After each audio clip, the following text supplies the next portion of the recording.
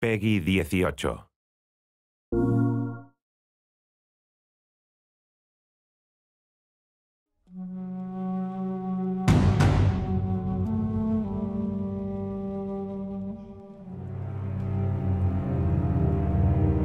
Don't make a sound. Quiet. This way. We went through quite a process trying to figure out what the infected were going to be. A very big directive from the very beginning was they're not zombies. The early inception for it really came from a BBC video we saw called Planet Earth, where they were talking about a cordyceps fungus. As soon as we saw it, we were intrigued by the idea of what if it jumped to humans?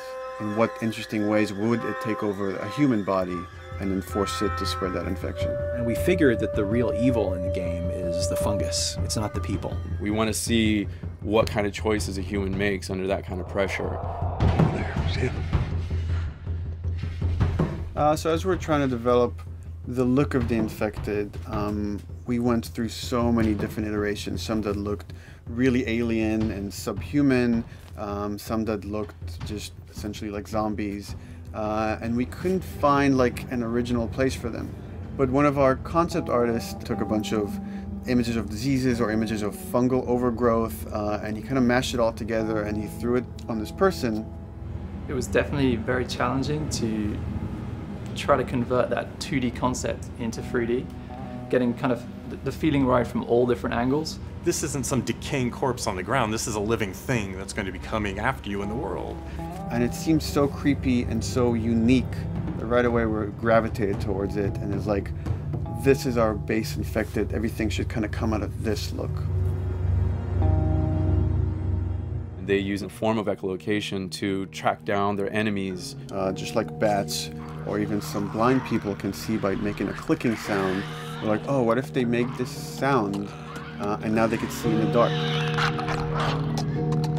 A sound that on its own wouldn't be very scary.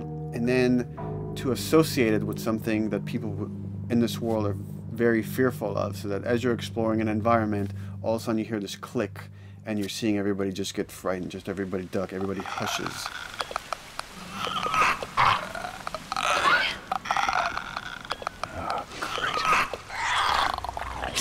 When the infected feels like it's going to die, it finds like a dark corner and it becomes part of the environment.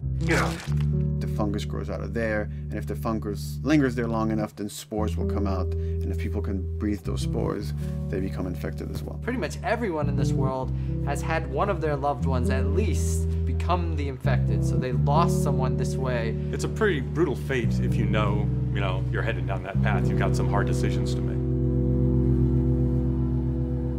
Yeesh. We actually made it. It's called luck. And it's gonna run out.